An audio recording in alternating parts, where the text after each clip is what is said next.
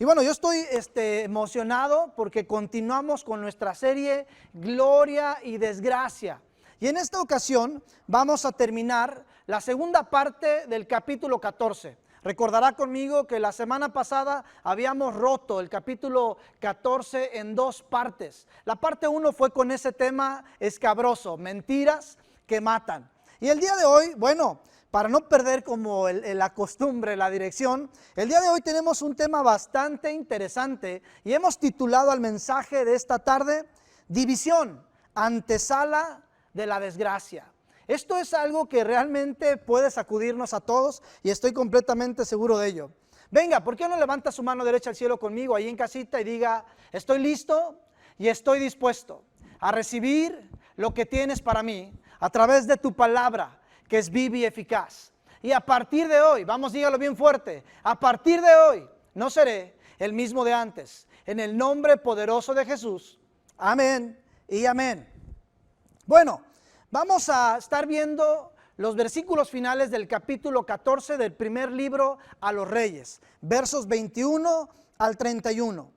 Y quiero comenzar diciendo lo siguiente: la división no solo rompe con la unidad, sino además nos perfila hacia la desgracia. El significado amplio de división es separar, pero hace algunos años atrás aprendí un significado todavía más completo o que aplicaría mejor en el tema del día de hoy. Y esta definición la aprendí en un programa para futuros pastores que llamamos Centro de Descubrimiento, que déjeme hacer un paréntesis ahí. El Centro de Descubrimiento tiene la intención de orientarte a descubrir o simplemente confirmar tu llamado al ministerio. Entonces, si alguien está interesado en saber más sobre el Centro de Descubrimiento, puede contactarme a través de la página de la iglesia o directamente en mi muro personal, en Facebook, Abraham Velázquez. Y bueno, decía que aprendí una definición bastante interesante, y es que esta palabra, división, es una palabra compuesta. Di es dos, visión es la capacidad de ver, percepción. En otras palabras, estamos diciendo que es dos visiones o dos percepciones. Y mire, las palabras de David a Salomón son muy similares a las que Jehová le dijo a Josué.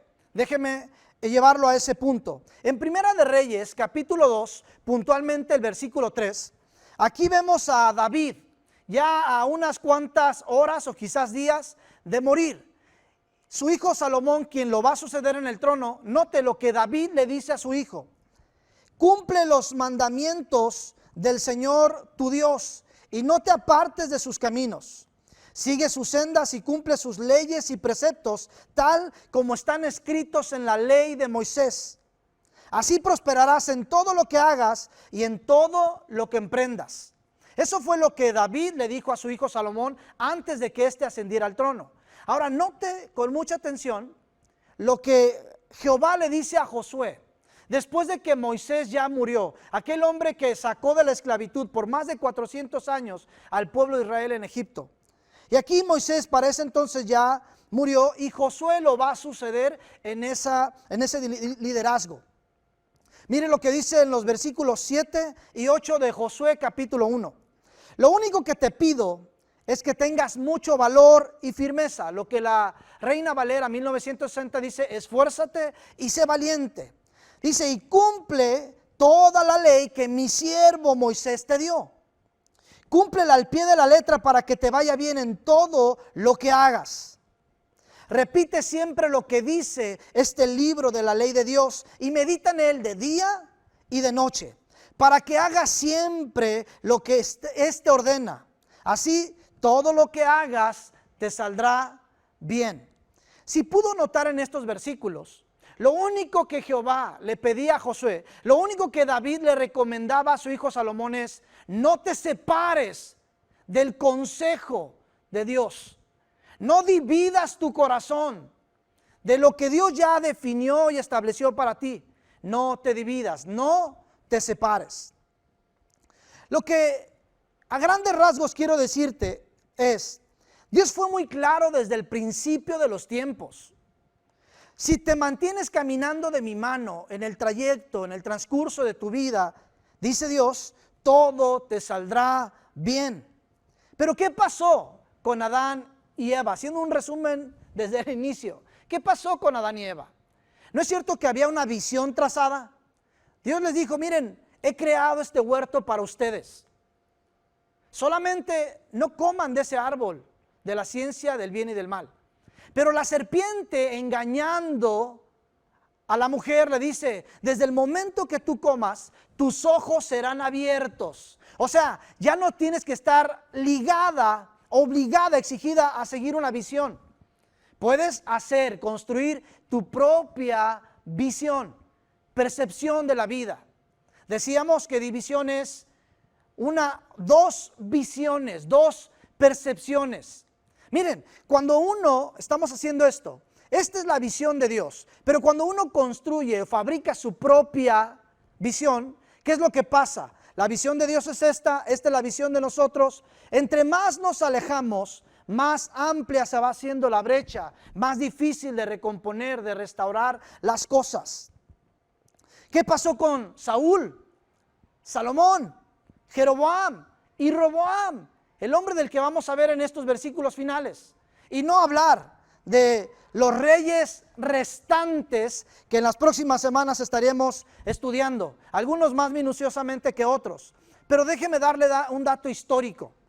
Y es que después de que Roboam provoca esta división, que vamos a ver en unos minutos más, Roboam provoca esta división, vienen 40 reyes más. Recordará conmigo que el reino que gobernó David por 40 años, un solo reino, todo Jerusalén, las 12 tribus juntas. Después su hijo Salomón gobierna por 40 años del mismo modo todo Israel, las 12 tribus. Llega Roboam y se rompe el reino, en el reino del sur y el reino del norte. El reino del norte estaba conformado por 10 tribus, donde estuvo gobernando Jeroboam, el personaje que vimos la semana pasada. En el reino del sur, donde gobernaba Roboam, el hijo de Salomón, solamente estaban las tribus de Judá y de Benjamín. Y de estos, de la tribu del reino del sur, salen 20 reyes. De esos 20 reyes, 8 se comportan medianamente bien.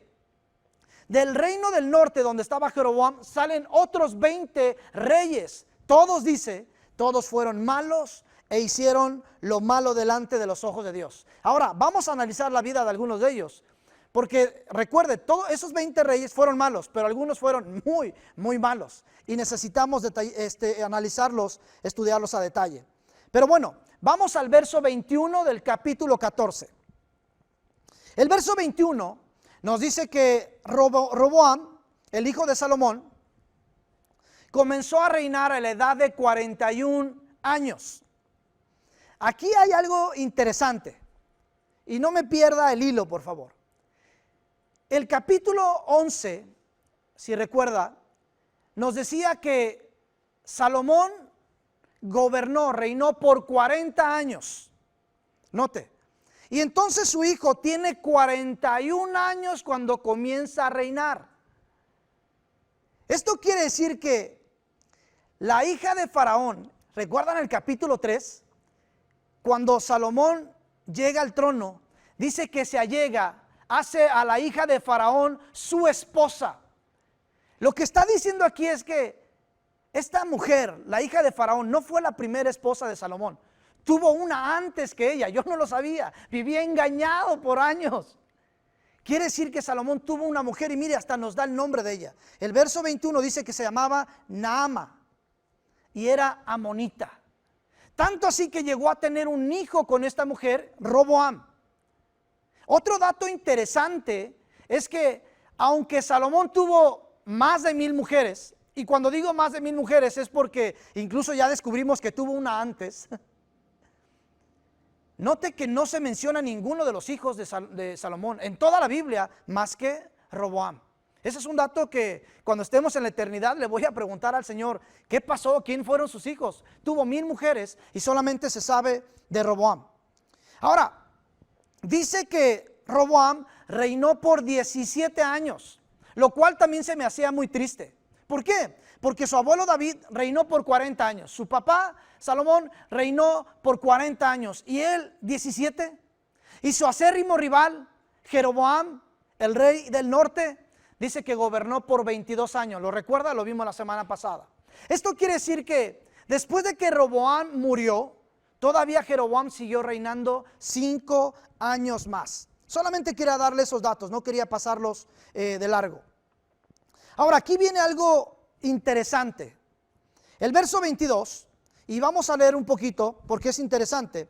Dice el verso 22, y Judá hizo lo malo ante los ojos de Jehová, y le enojaron más que todo lo que sus padres habían hecho en sus pecados que cometieron. Y miren nada más qué curioso, Aquí dice que el reinado donde estuvo Roboam fue peor que lo que hizo Jeroboam. Fue peor de los pecados que cometieron sus antecesores. Y mira lo que dice el 23. Porque ellos también se edificaron lugares altos, estatuas e imágenes de acera en todo collado alto y debajo de todo árbol frondoso. Lo mismo que había hecho Jeroboam, lo vimos. Hizo altares, es más, recuerdan que hasta levantó 2 becerros de oro para competirle, qué curioso, para competirle al templo de Salomón, para competirle a la ciudad, a la capital Jerusalén. Y entonces él construye 2 becerros de oro. ¿Para qué? Para que esos fueran sus lugares de adoración. Y peor, todavía Judá, Roboam se comportó. Mire lo que dice el verso 24. Hubo también sodomitas en la tierra, lo que otras traducciones dicen que eran prostitutas. Eran mujeres y hombres que se prostituían con hombres y mujeres. E hicieron, escuche, conforme a todas las abominaciones de las naciones que Jehová había echado delante de los hijos de Israel. Miren, la tierra donde estaba el templo de Salomón, la ciudad de David, fue Canaán en su momento, donde vivían estos hombres paganos, y Dios los sacó de ahí, les entregó la tierra a Israel, y dice, ahora se han convertido en lo mismo, están haciendo las mismas prácticas de ellos. Eso fue algo realmente lamentable. Pero quiero que note algo, no siempre fue así. Segunda de Crónicas, el capítulo 11 que va, y el 12 también, va en paralelo con esta historia. Pero en Segunda de Crónicas 11 nos da algunos datos todavía aún más relevantes. Ahí nos dice el capítulo 11, específicamente el verso 17, que durante 3 años Roboam y todo el pueblo se comportaron dignamente, fielmente, siguieron los estatutos, la ley de Dios durante 3 años. Pero hasta que Roboam vio que su reino ya estaba confirmado, empezó a hacer lo malo delante de Dios. Y mire, aquí viene un texto clave, el verso 1 del capítulo 12 de Segunda de Crónicas. Es clave en nuestro mensaje. Dice que Roboam y todo el pueblo abandonaron la ley de Dios. En pocas palabras, decidieron apartarse de la visión que Dios les había dado para seguir su propio corazón. Esto provocó obviamente la ira de Dios, el enojo de Dios contra Roboam y todo el pueblo. Miren lo que sucede en el verso 25. Estoy narrando la historia porque ahorita vamos a llegar a la aplicación. Así de que no te desesperes. Vamos a llegar a una aplicación de algo que Dios quiere darnos para nosotros. Miren lo que dice el verso 25. Al 5.º año del rey Roboam, subió Sisac, rey de Egipto, contra Jerusalén. ¿Recuerda lo que le dije al principio?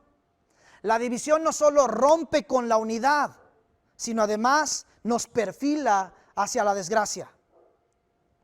Roboam, al haber decidido voluntaria y deliberadamente abandonar la visión de Dios para seguir la suya, no se dio cuenta de la fractura que su vida y su reino estaban a punto de sufrir, y de la desgracia, ojo, en la que había perfilado a la nación de Israel.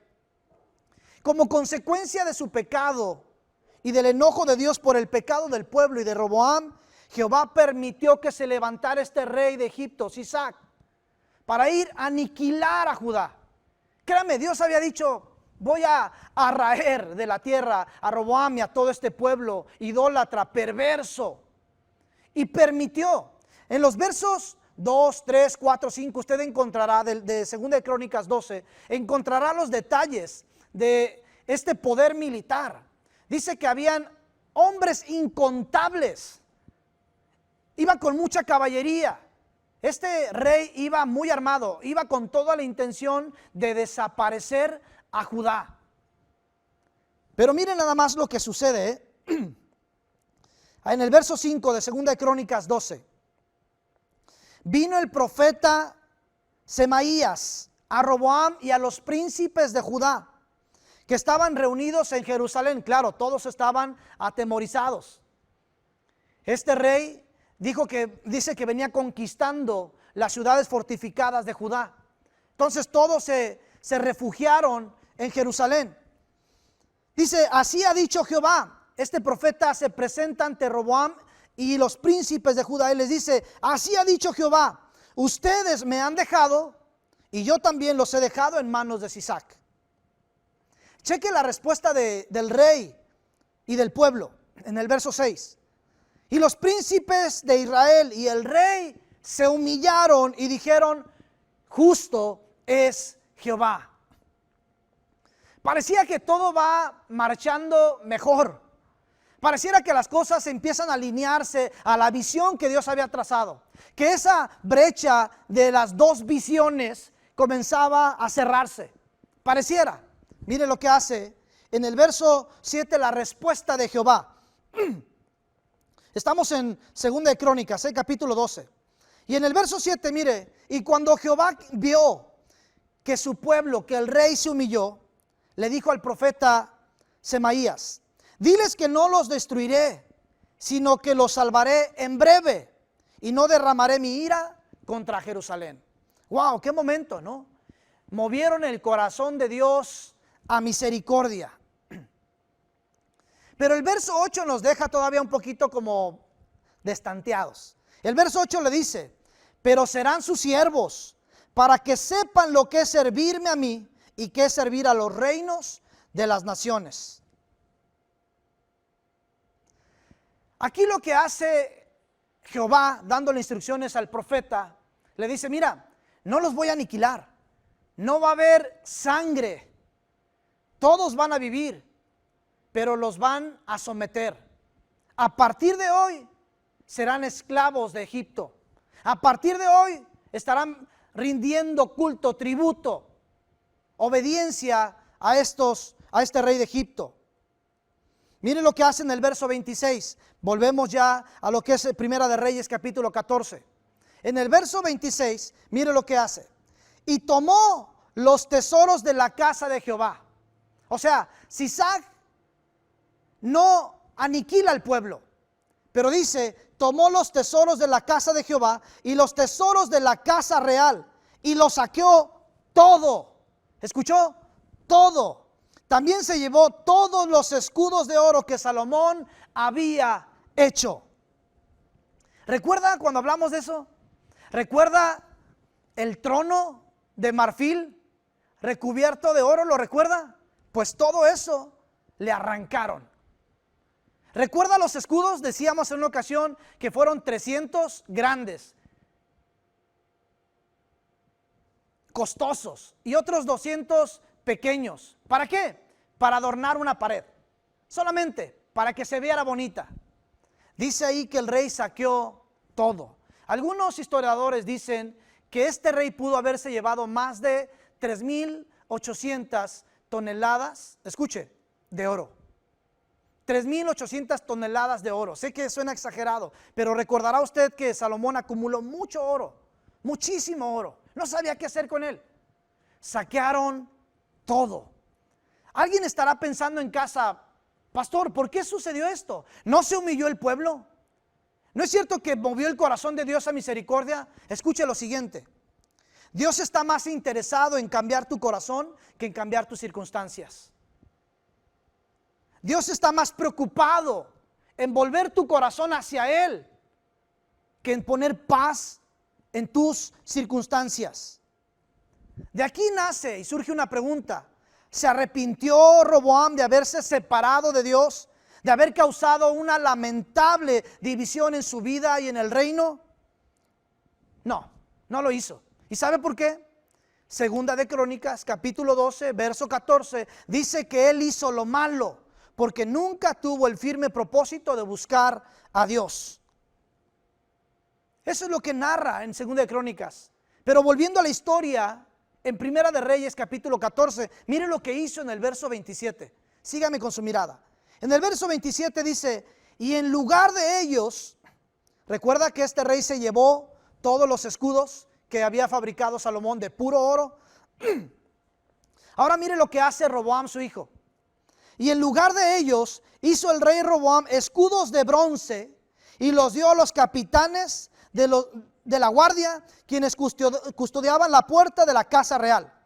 Cuando el rey, escuche, cuando el rey entraba en la casa de Jehová, los de la guardia los llevaban y los ponían en la cámara de los de la guardia. Escuche, cuando Roboam iba a tener un evento oficial, le decía a sus guardias, vayan y pónganme los escudos. Y ahí iban los guardias, acomodaban todo. Los habían hecho de bronce. ¿Para qué? Bueno, para mantener las apariencias. No pasó nada. Yo creo que cuando alguien llegaba al palacio y veía los escudos decían, oye, como que hace algunos años se veían más brillosos, ¿no? Y entonces Roboam, no pasa nada, se están haciendo viejos, les hace falta una buena limpiadita, pero siguen siendo de oro puro. Apariencias. Créame, lo que estamos viendo aquí es el mismo resultado de Jeroboam. Intentó engañar, ¿recuerdan? Jeroboam intentó engañar al profeta Ahías. Le pidió a su esposa, arrastró a su esposa para mentirle al profeta. Aquí vemos a Roboam haciendo lo mismo, mintiendo, ocultando la realidad de los hechos ante los demás. Esto nos hace saber que Roboam no tuvo un arrepentimiento genuino. Porque una persona arrepentida no esconde, no se pone máscaras, simplemente pone la evidencia sobre la mesa y dice, esto fue lo que hice, pero estoy arrepentido, lo he abandonado, estoy decidido a caminar diferente. Por un momento me desvié de la visión de Dios, pero hoy me he unido nuevamente a su visión para caminar con Él. Roboam no lo había hecho. Roboam no. Y miren nada más. Los últimos versos, verso 29, dice, los demás hechos de Roboam y todo lo que hizo, ¿no están escritos en las crónicas de los reyes de Judá? Y hubo guerra entre Roboam y Jeroboam todos los días. Y durmió Roboam con sus padres y fue sepultado con sus padres en la ciudad de David. El nombre de su madre fue Naama, amonita, y reinó en su lugar Abiam, su hijo. De aquí, a partir de aquí vamos a ver esos 20 reyes del reino del sur y los 20 reyes del reino del norte. O sea, los descendientes de Roboam, los descendientes de Jeroboam. Aquí viene y presta mucha atención a la aplicación de parte de Dios para nuestras vidas. Mire, la estrategia de Satanás tiene 3 enfoques. 1, desviarnos de Dios. 2, desviarnos de nuestro propósito. Y 3, dividirnos. Y esto no es nada loco, porque cuando Jesús en una ocasión estuvo hablando, en Lucas capítulo 11, verso 17, Jesús dijo que un reino dividido no prevalece y una casa dividida cae. Miren, una forma de dividirnos, pensando en esta estrategia que te acabo de dar de Satanás, que es desviarnos de Dios, desviarnos de nuestro propósito y dividirnos. Escuche, una forma de dividirnos es mintiéndonos y haciéndonos creer sus mentiras. Recuerde que Satanás es mentiroso y padre de mentira. Él intentará mentirte y hacerte creer sus mentiras. Y número 2, poniéndonos en contra, dividiéndonos.